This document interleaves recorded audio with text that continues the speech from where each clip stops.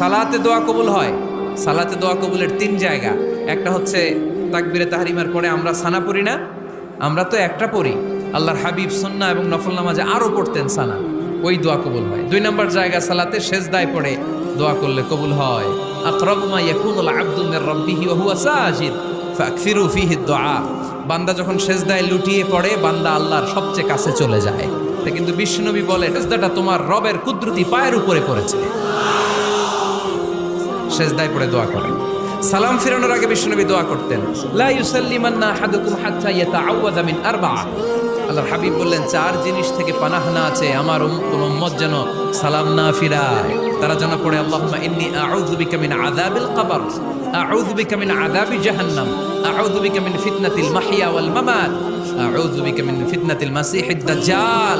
আল্লাহ কবরের আযাব থেকে বাঁচাও, আল্লাহ জাহান্নামের আগুন থেকে বাঁচাও, আল্লাহ জীবন